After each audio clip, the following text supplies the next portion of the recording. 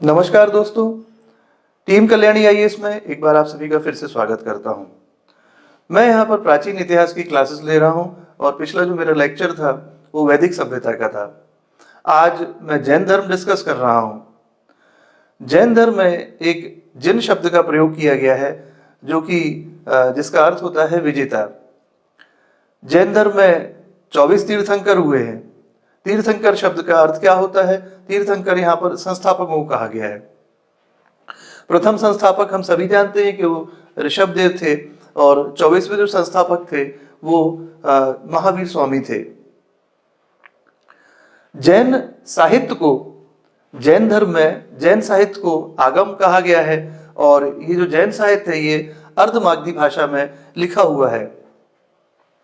यहाँ जैन में जो मठ हुआ करते थे उनको बसादी कहा गया है और एक और शब्द है जिसको निर्ग्रंथ बोला जाता है, उसका अर्थ होता है बंधन रहित।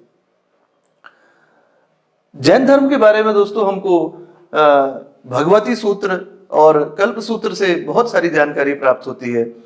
जो भगवती सूत्र है उससे हमको महावीर और जैन मुनियों के जीवन चरित्र के बारे में पता पड़ता है और जो भद्रबाहु द्वारा लिखा हुआ कल्प सूत्र है उससे हमको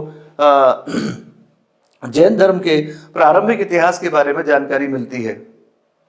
तो आइए हम लोग कुछ जैन धर्म के बारे में देखते हैं। जैसा कि मैंने आपको बताया था कि जैन जो है वो जिन शब्द से बना है और जिन का अर्थ जो होता है वो होता है विजेता। यहाँ जो संस्थापक हुए हैं उन्हें तीर्थंकर, तो तीर्थंकर शब्द का अर्थ क्या होता है? संस्थापक। प्रथम तीर्थंकर जैन धर्म में ऋषभदेव थे, इन्हें आदि संस्थापक भी कहा गया है। इनके जो पिता थे उनका नाम था नाभिराय। 22वें तीर्थंकर अरिष्टनेमी और उनका प्रतीक जो हुआ है वो शंख था। जो 23वें तीर्थंकर थे वो पार्श्वनाथ जी थे और 24वें तीर्थंकर महावीर स्वामी हुए हैं। दोस्तों, जैन धर्म में 12 अंग हैं और ये जैन के सिद्धांत के बारे में बताते हैं। 12 ही इसमें उपांग हुए हैं जो कि इन अंगों का विस्तार है। इसमें 10 प्रकीर्ण भी हैं जो कि अंगों के परिशिष्ट कहे गए हैं। इसमें 6 छेद सूत्र हैं जिसमें कि भिक्षुओं के नियम दिए हुए हैं और मूल सूत्र भी 4 हैं, इनमें भी भिक्षुओं के नियम ही दिए हुए हैं। तो जैसा कि मैंने आपको अभी भी बताया था कि जो जैन के जो मठ हुआ करते थे उनको बसादी कहा गया है और जो जैन साहित्य है उसको यहाँ आगम कहा गया है। जैन साहित्य अर्धमागधी भाषा में लिखा हुआ है। ये बहुत ही इंपॉर्टेंट क्वेश्चन बनता है, इसको आप लोग जरूर याद रखें। इसमें अंग कितने हुए हैं? तो 12 अंग हुए हैं और ये जैन धर्म के इसमें सिद्धांत हमको देखने को मिलते हैं। उपांग भी दोस्तों इसमें 12 हैं और ये अंग के विस्तार कहे जाते हैं। प्रकीर्ण 10 हैं जो कि अंगों के परिशिष्ट कहे जाते हैं। छेद सूत्र इसमें 6 हैं जिसमें कि भिक्षुओं के नियम दिए हुए हैं और मूल सूत्र भी 4 हैं जिसमें कि भिक्षुओं के नियम दिए हुए हैं। भगवती सूत्र और कल्प सूत्र, इन दोनों से हमको जैन धर्म के बारे में काफी जानकारियां मिलती हैं। कल्प सूत्र जो है ये भद्रबाहु द्वारा लिखा हुआ है जिससे कि हमें जैन धर्म के प्रारंभिक इतिहास के बारे में जानकारी मिलती है। भगवती सूत्र महावीर और अन्य जैन मुनियों के जीवन चरित्र का वर्णन करता है। तो यहाँ मैंने आपको कुछ इंपॉर्टेंट बातें बताई हैं कि जैन धर्म में संस्थापक को तीर्थंकर है ना कहा गया है और जो जैन साहित्य है उसे इसमें आगम कहा गया है। जैन मठ को बसादी कहा गया है। जैन साहित्य जो है ये अर्धमागधी भाषा में लिखे हुए हैं। जैन में जो अंग हैं ये 12 हैं और इनमें जैन धर्म के सिद्धांतों के बारे में दिया हुआ है। इसमें 12 उपांग हुए हैं और 10 प्रकीर्ण हैं, 6 छेद सूत्र हैं, 4 मूल सूत्र हैं और भगवती सूत्र और कल्प सूत्र से हमें जैन धर्म के बारे में पता पड़ता है। कल्प सूत्र जो है वो भद्रबाहु द्वारा लिखा गया है।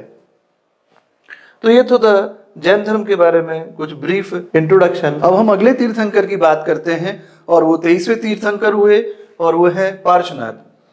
तो इनके पिता अश्वसेन थे, इनकी माता का नाम वामा था, इनकी पत्नी प्रभावती थी, और इन्होंने 30 वर्ष की आयु में गृह त्याग कर दिया था और ये सन्यासी हो गए थे। इन्हें ज्ञान की प्राप्ति संवेद पर्वत पर हुई थी। ये क्वेश्चन बहुत इंपॉर्टेंट बनता है, इसे जरूर याद रखिएगा। पार्श्वनाथ ने 4 महाव्रत दिए थे। कौन कौन से थे वो? सत्य, अहिंसा, अस्तेय और अपरिग्रह।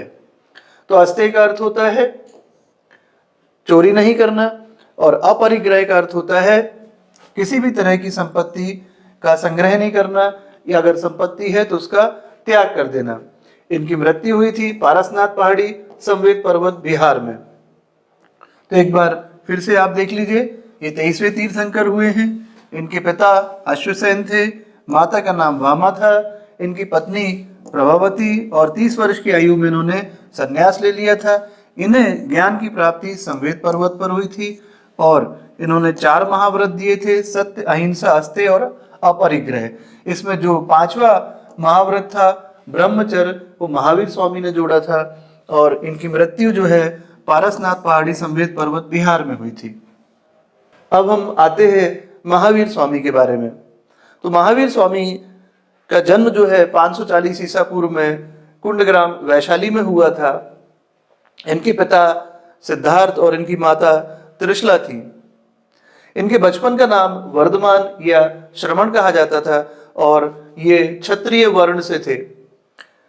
अगर हम कुल की बात करें तो इनका कुल जो है वो ज्ञात्रक कहा जाता है। इनकी एक पुत्री थी जो कि अणुजा थी, इनको प्रियदर्शना भी कहा जाता था, और इन्होंने अपनी पुत्री की शादी जो है वो जमाली नाम के व्यक्ति से करी थी।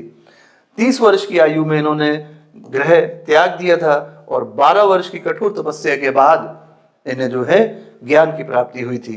जब इन्हें ज्ञान की प्राप्ति हो गई थी तो ये जिन, आहर यानी योग्य, निर्ग्रंथ यानी बंधन रहित, और कैवलिन कहलाने लग गए थे। तो यहां से बहुत इंपॉर्टेंट क्वेश्चन बनते हैं। महावीर स्वामी का जो जन्म है वो 540 ईसा पूर्व में हुआ था। कहां पर हुआ था आपसे पूछा जाता है, तो कुंडग्राम वैशाली में हुआ था। इनके पिता कौन थे? सिद्धार्थ थे, जो कि वज्जी महाजनपद से थे। इनकी माता कौन थी? त्रिशला, जो कि लिच्छवी की राजकुमारी थी। इनके बचपन का नाम वर्धमान या श्रमण था। ये क्षत्रिय वर्ण से थे और ज्ञात्रक कुल से थे। इनकी पत्नी जो थी वो यशोदा थी, और पुत्री अणुजा, प्रियदर्शना, दामाद जामाली थे, और 30 वर्ष की आयु में इन्होंने गृह त्याग कर दिया था। 12 वर्ष के बाद इनको जो है ज्ञान प्राप्ति हुई थी, और ज्ञान प्राप्ति के बाद ये जिन, विजेता, आर्य, निर्ग्रंथ और कैवलिन कहलाए। इनको जो है ज्ञान प्राप्ति कहाँ हुई थी, इससे संबंधित 3-4 क्वेश्चंस बनते हैं। तो ज्ञान प्राप्ति के लिए जुम्बिक ग्राम, नदी जो है ऋजुपालिका थी, और वृक्ष जो है साल वृक्ष के नीचे ने ज्ञान प्राप्ति हुई थी। ज्ञान प्राप्ति के बाद इनको कैवलिन की उपाधि मिल गई थी। तो ये 3 जो क्वेश्चन है, यहाँ से ये 3-4 बातें आपको जरूर याद रखना है। क्वेश्चन यहाँ से बहुत ज्यादा पूछे जाते हैं। कहाँ इनको ज्ञान प्राप्ति हुई थी? तो जुम्बिक ग्राम था। नदी कौन सी थी? ऋजुपालिका नदी थी। वृक्ष साल था, और कैवलिन उपाधि इन्हें मिली थी। इन्होंने जो उपदेश दिए थे ये प्राकृत भाषा या अर्धमागधी भाषा आप बोल सकते हैं, और प्रथम उपदेश इन्होंने राजगृह वाराकर नदी के तट पर दिया था। ठीक है ना? तो प्रथम उपदेश राजगृह वाराकर नदी के तट पर दिया था, और जो प्रथम उपदेश पाने वाले शिष्य और शिष्या थी, तो शिष्य जो है वो दामाद इनके ही थे, जमाली, और प्रथम जो शिष्या थी वो चेलना और चंदना थी। तो चेलना जो है लिच्छवी राज चेटक की पुत्री थी, और चंदना जो है चंपा नरेश दधिवाहन की पुत्री थी। तो ये क्वेश्चन आपको याद रखना है। यहाँ से बहुत इंपॉर्टेंट क्वेश्चन बनते हैं, बार बार एग्जाम से पूछे भी गए हैं। इनके प्रथम शिष्य और प्रथम शिष्या जमाली, चेलना और चंदना। इनकी मृत्यु जो है 468 ईसा पूर्व में पावापुरी, जिला नालंदा, राजगृह, पटना, बिहार में हुई थी। महावीर स्वामी ने संघ की स्थापना की, जिसमें 11 अनुयायी थे, और इन अनुयायियों को क्या कहा गया दोस्तों? इनको गणधर कहा गया। जब महावीर की मृत्यु हो गई थी तो इसके बाद सुधर्मन जो नाम का व्यक्ति जो है ये संघ का प्रमुख बना था। तो ये तो था दोस्तों महावीर स्वामी के बारे में, और यहाँ से बहुत इंपॉर्टेंट क्वेश्चंस बनते हैं, इसको जरूर याद रखिए आप लोग। अब हम आते हैं जैन धर्म के सिद्धांत के बारे में। तो महावीर स्वामी से जो पहले तीर्थंकर हुए थे पार्श्वनाथ, उन्होंने तप और संयम के अलावा 4 व्रत दिए थे।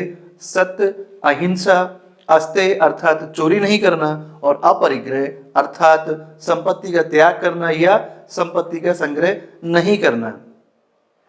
इन 4 व्रतों में 5वां व्रत ब्रह्मचर्य, जो कि महावीर स्वामी जी के द्वारा जोड़ा गया था, और इन्हें जो है पंच अणुव्रत कहा गया है। तो मैंने आपको बताया कि ये जो 4 थे, सत्य, अहिंसा, अस्तेय और अपरिग्रह, ये पार्श्वनाथ जी के द्वारा दिए हुए थे, और 5वां जो है ब्रह्मचर्य, ये महावीर स्वामी जी के द्वारा जो है जोड़ा गया था। जैन दर्शन के अनुसार प्रकृति और आत्मा ये 2 तत्व होते हैं। जैन दर्शन कहता है कि प्रकृति तो नाशवान है और आत्मा जो है ये अनंत है, अर्थात ये कभी नष्ट ना होने वाली है। जैन दर्शन के अनुसार हमें कर्म को नष्ट करना आवश्यक है और बुरे कर्मों को करने से हमें बचना चाहिए। तो क्या कहता है हमारा जैन दर्शन कि मनुष्य का व्यक्तित्व जो होता है ये इन 2 तत्व प्रकृति और आत्मा से मिलकर बना है। प्रकृति अर्थात ये एक भौतिक तत्व है और आत्मा ये एक आध्यात्मिक तत्व है। जो पहला तत्व है प्रकृति, ये नाशवान है, और जो दूसरा तत्व है ये अनंत है, यानी ये कभी नष्ट ना होने वाली है और ये परिवर्तनशील भी है। जैन दर्शन क्या कहता है, मैंने आपको बताया कि कर्म, इसको नष्ट करना आवश्यक है और पहले मनुष्य को जो है बुरे कर्मों से बचना चाहिए और उसके पश्चात कर्म करना बंद कर देना चाहिए। इस कार्य को करने के लिए जैन धर्म इन 5 सिद्धांतों सत्य, अहिंसा, अपरिग्रह, अस्तेय और ये जो तीरत्न होते हैं सम्यक श्रद्धा, सम्यक ज्ञान, सम्यक आचरण, इनका पालन करना चाहिए। अब जैन धर्म के अनुसार कर्म के बंधनों का अनंत करने के लिए हमें या निर्वाण प्राप्ति करना है तो इन 3 साधनों का अनुसरण करना है। तो ये भी हम एक बार देख लें, सम्यक दर्शन, सम्यक ज्ञान और सम्यक चरित्र। सम्यक दर्शन क्या कहता है कि जो तीर्थंकर थे हमें उन पर विश्वास करना है, विश्वास रखना है और सत्य के प्रति श्रद्धा रखना है। सम्यक ज्ञान क्या कहता है, सच्चा और पूर्ण ज्ञान प्राप्त करना है हमें। और सम्यक चरित्र या आचरण क्या कहता है, इससे अभिप्राय होता है कि इंद्रियों और कर्मों पर हमें पूर्ण नियंत्रण करना चाहिए।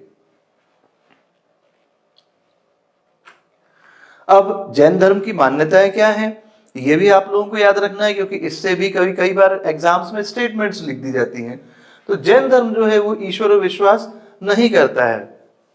इसके अतिरिक्त सृष्टि के निर्माण और नष्ट होने में भी ये विश्वास नहीं करता है। जैन धर्म में प्रलय की कल्पना नहीं की गई है। जाति व्यवस्था या आक्रमण, ऐसी कोई बातें हमको देखने को नहीं मिली हैं। हाँ, जैन धर्म जो है अस्पृश्यता को जरूर स्वीकार करता है, लेकिन जैन धर्म ने दास प्रथा पर कोई आक्रमण नहीं किया है। दासों के प्रति जैन धर्म क्या कहता है कि हमें सद्व्यवहार करना चाहिए, सद्व्यवहार उनके साथ करना चाहिए। निर्वाण प्राप्ति सभी जाति के व्यक्ति कर सकते हैं, ऐसा नहीं कि सिर्फ जैन धर्म के लिए ये, और एक गृहस्थ जो है निर्वाण की प्राप्ति नहीं कर सकता है। तो अगर आप गृहस्थ जीवन जी रहे हैं तो आप निर्वाण प्राप्ति नहीं कर सकते हैं। तो ये कुछ बिंदु हैं जो आपको याद रखना होंगे। अब हम बात करते हैं जैन संगति, जैन सभाओं की। तो प्रथम जो सभा हुई थी ये 300 ईसा पूर्व में पाटलिपुत्र में हुई थी और चंद्रगुप्त मौर्य के शासन काल में हुई थी। इसमें जैन धर्म के प्रथम 12 अंगों का संपादन हुआ। ये जो जैन सभा हुई थी ये स्थूलभद्र और संभूति विजय नामक स्थावरों के निरीक्षण में हुई थी। तो आपको क्या क्या याद रखना बहुत आवश्यक है। कब हुई थी, 300 ईसा पूर्व में हुई थी, कहाँ हुई थी, पाटलिपुत्र में हुई थी, किसके शासन काल में हुई थी, चंद्रगुप्त मौर्य के शासन काल में हुई थी, और किसके निरीक्षण में हुई थी। तो स्थूलभद्र और संभूति विजय, इनके ये निरीक्षण में प्रथम जैन संगति हुई थी। जैन धर्म इसमें दिगंबर और श्वेतांबर 2 भागों में बट गया था। अब हम बात करते हैं दूसरी सभा की। यह सभा देवर्षि क्षमा श्रवण के नेतृत्व में कहां पर हुई थी? वल्लभी, गुजरात में हुई थी। कब हुई थी? तो 513 ईस्वी में हुई थी। और इसमें जो जैन धर्म के जो ग्रंथ थे उनका अंतिम संकलन कर इन्हें लिपिबद्ध किया गया था। तो दूसरी जैन सभा 513 ईस्वी में देवर्षि क्षमा श्रवण के नेतृत्व में वल्लभी, गुजरात में हुई थी। और जो जैन धर्म ग्रंथ थे उनका अंतिम संकलन करके इन्हें लिपिबद्ध किया गया था दूसरी जैन संगति में।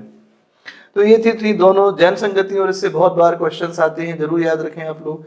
अब हम बात करते हैं जैन धर्म कला और संस्कृति की। तो यहाँ पर हम बात करेंगे मथुरा शैली हमको जैन धर्म में काफी देखने को मिली है।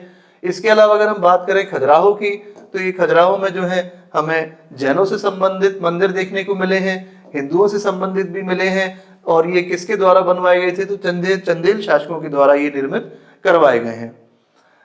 माउंट आबू शहर जो कि राजस्थान में है, वहां पर माउंट आबू पर्वत है, और यहाँ एक बहुत शानदार मंदिर देखने को मिलता है, दिलवाड़ा का जैन मंदिर। बहुत ही अद्भुत और बहुत मेहनत से ये बनाया गया है। ये सोलंकी शासकों के द्वारा बनवाया गया था। तो क्वेश्चन पूछा जाता है कि जैन मंदिर जो है, या दिलवाड़ा का जैन मंदिर ये कहाँ पर है? तो ये माउंट आबू राजस्थान में लोकेटेड है। इसके अलावा श्रवण बेलगोला में बाहुबली की एक विशाल मूर्ति भी है। ये गंगवंश के जो मंत्री थे चामुंड राय, इन्होंने ये मूर्ति बनवाई थी। तो ये दोनों क्वेश्चन बहुत इंपॉर्टेंट बनते हैं, इनको जरूर याद रखिएगा। जैन धर्म से संबंधित क्वेश्चंस हैं ये दोनों। अब जैन धर्म का जो इतना प्रचार प्रसार हुआ उसके क्या कारण थे? तो ये जो उपदेश देते थे महावीर स्वामी या अन्य जो तीर्थंकर हुए, वो जनसाधारण की भाषा में दिए गए, तो लोगों को बहुत आसानी से समझ में आए। इसके अलावा जैन धर्म ने कभी भी जाति भेद को स्वीकार नहीं किया था। स्त्रियों को भी इस संप्रदाय में सम्मिलित किया गया, तो स्त्रियों को भी यहाँ पर भाग लेने की अनुमति थी। व्यक्ति के नैतिक आचरण पर बल दिया गया। एक सरल और व्ययहीन धर्म ये उपस्थित किया गया। जो राजवंश थे उस समय उन्होंने जो है इनको संरक्षण भी दिया। जैसे कि हम वज्जी, लिच्छवी और मगध की बात करें तो इनसे जो है पारिवारिक संबंध भी हमें देखने को मिले हैं। अगर हम खारवेल जो कि कलिंग शासक था, इसकी हम बात करें तो इसने भी जैन धर्म को संरक्षण प्रदान किया था। अगर हम कुषाण नरेशों की बात करें तो इनके काल में भी जैन धर्म जो है मथुरा में बहुत फला और फूला था। दक्षिण भारत की बात करें तो यहाँ गंग, कदम, चालुक्य और राजपूत शासक थे, इन्होंने भी जैन धर्म को अच्छा संरक्षण दिया था। तो ये सभी कारण थे जिनके कारण की भारत में जैन धर्म का अच्छा प्रसार हुआ था। जैन धर्म के भारत में पतन के क्या कारण देखने को मिले? तो जब महावीर स्वामी की मृत्यु हो जाती है तो उनके पश्चात जैन प्रचारकों का भारत में बहुत अभाव देखने को मिला। इसके अलावा जैन धर्म जो है स्वयं दो शाखाओं में विभाजित हो गया था, श्वेतांबर और दिगंबर। बाद के समय जो महान सम्राट थे उन्होंने भी जैन धर्म को संरक्षण नहीं दिया। बाद के राजपूत शासकों के में भी जो है हमें जैन धर्म में संरक्षण का अभाव देखने को मिला। जैन तीर्थंकर और उनसे जुड़े कुछ चिन्ह आप लोग याद रखें। ऋषभनाथ से आपको क्या याद रखना है कि उनका जो चिन्ह था वो बैल था, पार्श्वनाथ का सर्प था, और महावीर स्वामी का चिन्ह जो है ये सिंह था। भगवती सूत्र एक बहुत महत्वपूर्ण जैन ग्रंथ है। इसमें महावीर और उनके समकालीन जैन मुनियों की जीवन गाथा का वर्णन मिलता है। तो भगवती सूत्र के बारे में हम लोग पहले भी देख चुके हैं। तो दोस्तों ये हमारा आज का लेक्चर जो था ये जैन धर्म के बारे में था। इससे बहुत इंपॉर्टेंट क्वेश्चंस आते हैं एग्जाम्स में, इसको जरूर याद रखिएगा। हमारी पूरी सीरीज देखें। कल्याणी आईएएस टीम जो है बहुत मेहनत कर रही है, आपको बहुत अच्छे नोट्स उपलब्ध करा रही है। इन सभी जो हमारी फैकल्टीज हैं, जो हमारी टीम है, उन सभी की सीरीज आप लोग बहुत अच्छे से देखें, बहुत ध्यानपूर्वक देखें। और अगला जो मेरा वीडियो होगा, अगला मेरा लेक्चर जो होगा वो बौद्ध धर्म के बारे में होगा। तब तक के लिए आप सभी से मैं विदा लेता हूँ। बहुत बहुत नमस्कार।